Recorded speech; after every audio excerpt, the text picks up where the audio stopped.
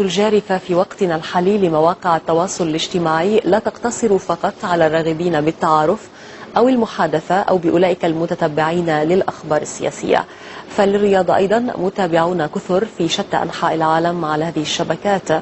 تفاصيل أوفى عن هذا الموضوع في تقرير مراسلنا بشار السيد أحمد. الصراع الكروي الأكبر في العالم حاليا بين نجمي الكرة العالمية ليونيل ميسي وكريستيانو رونالدو خرج عن حدود ملعب الكرة وجوائز الهدافين، ووصل إلى الشبكة العنكبوتية وتحديدا إلى مواقع التواصل الاجتماعي، لا سيما موقع فيسبوك العالمي. فالصفحة الرسمية للدون البرتغالي تعدى عدد المعجبين بها أكثر من 41 مليون شخص، كما تعدى عددهم بصفحة الأسطورة ميسي 33 مليونا. فهل هذه الأرقام الكبيرة هي دليل حقيقي على شهرة أحد اللاعبين أم لا يا ترى؟ شهرة الرياضي ومستواه هما أمران مختلفان تماما، فبإبداء الإعجاب في الفيسبوك وغيره تتشكل الشهرة، ولكن هذا ليس دليلا على إنجازات اللاعب وشعبيته الرياضية، فهذا الإعجاب هو أمر ترويجي لا علاقة له بالرياضة، فواضعه يمكن أن يكون على علم بإنجازات الرياضي ويمكن أن يكون عكس ذلك.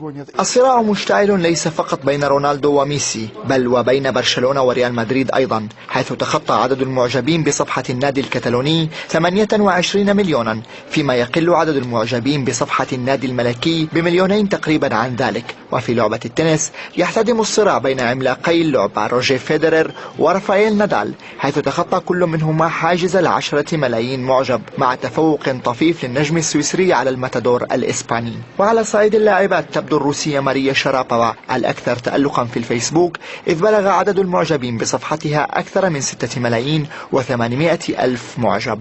مواقع التواصل الاجتماعي أصبحت بالآونة الأخيرة بديل للصحف والمجلات الرياضية، يعني الخبر صار يوصل أسرع على مواقع التواصل الاجتماعي، أسرع ما أنه يكون بين ما تروح تجيب الجريدة وتقرأها أو بالتلفزيون يعني للحظة إعداد الخبر. وبعيدا عن الشعبيات الجارفة للاعبين والأندية، تبرز باللغة العربية صفحات رياضية تناقش مواضيع أخرى كالنقد الرياضي ومتابعة الدوريات العالمية، كصفحات تحمل أسماء مثل ملتقى الكالتشو أو بوندسليغا نيوز، أو صفحات الأندية الأوروبية الكبرى، أو حتى صفحات ناشئة عن ردود أفعال حول الواقع الرياضي في دولة عربية، كما هو الحال مع صفحة تحمل اسم زميل وجيه نعم زميل جوزيف، وتناقش وضع الرياضة السورية بشكل ساخر. هلا هي صفحة أول شيء بلشت كرد فعل على الواقع الرياضي اللي عم نعيشه ببلدنا، وإجت بعد خروج سوريا من تصفيات آسيا السنة الماضية 2011، والموضوع مثل ما خبرتها كان عبارة عن ردة فعل، لكنها مع الأيام اتطورت شوي وصار إلى شعبية أكثر من هيك، وصارت تتناول مو بس قضايا الكرة المحلية، صار تهتم كمان بالدوريات بأوروبا، بإيطاليا، بفرنسا، بإسبانيا، إنجلترا كمان إذا بدها، وبلشت تاخذ شعبية كبيرة كثير، شجعتنا على الاستمرارية أكثر وأكثر. يذكر أن اللاعب العربي الأكثر شعبية في الفيسبوك هو المغربي مروان الشماخ، الذي تخطى عدد معجبيه 443 ألف معجب، كما أن الأكثر شعبية بين اللاعبين الروس في الفيسبوك هو أندري أرشافين،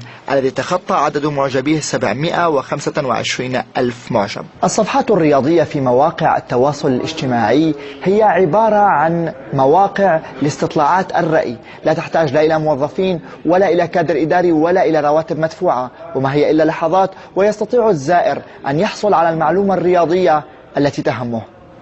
بشار السيد أحمد، روسيا اليوم.